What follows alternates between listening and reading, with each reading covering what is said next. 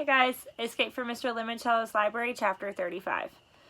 Entrance to Community Meeting Room B will only be granted to Kyle Keeley, Sierra Russell, and Akimi Hughes and Miguel Fernandez, said the soothing female voice in the ceiling after the four teammates had swiped their cards through the meeting room's door reader slot. This makes sense, said Akimi.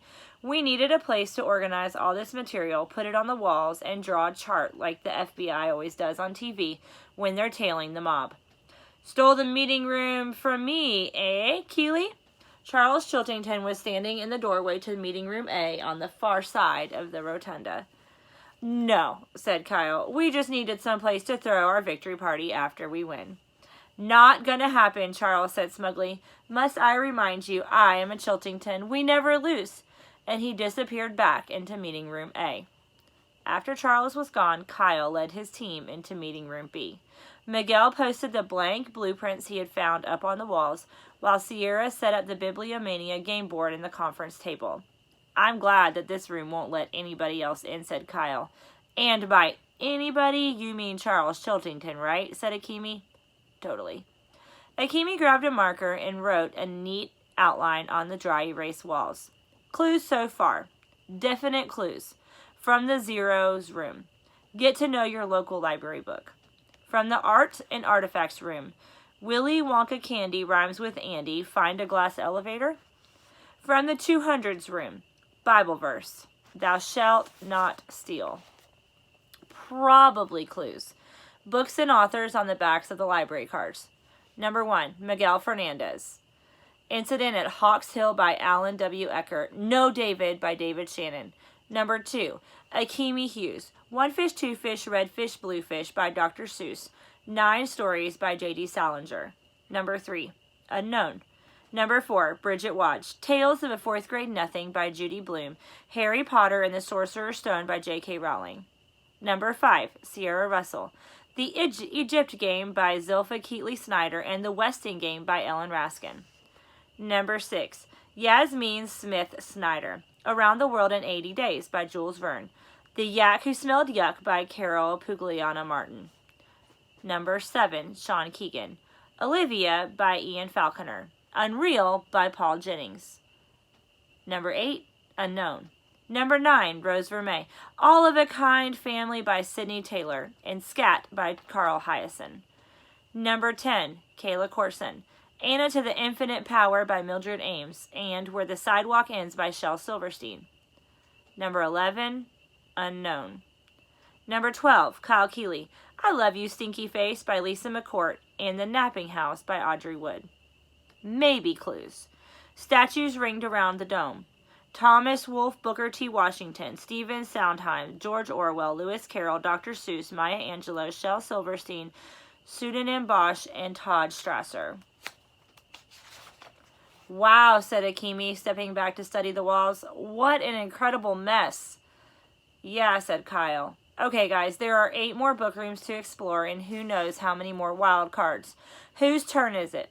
Yours, said Sierra. Kyle flicked the spinner. Green, the 500s, science.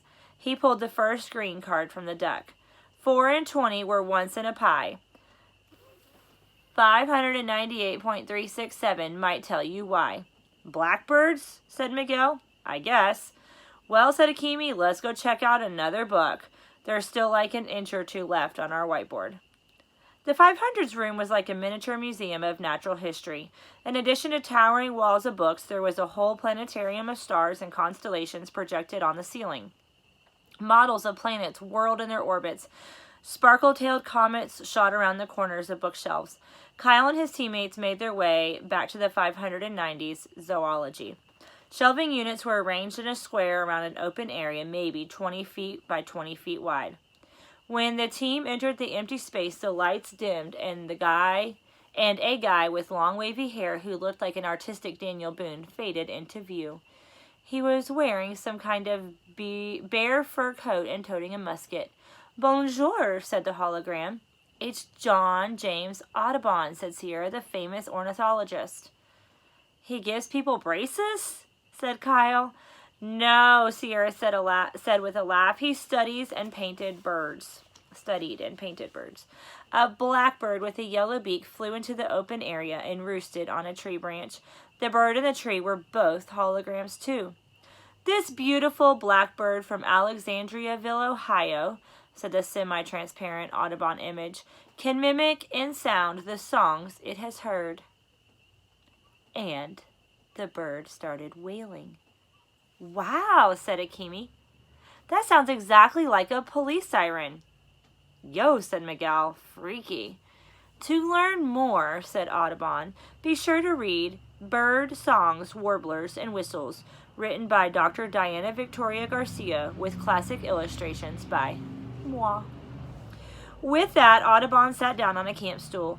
An easel appeared, the blackbird struck a pose, and the outdoorsy artist started painting the bird's portrait while humming Blackbird by the Beatles.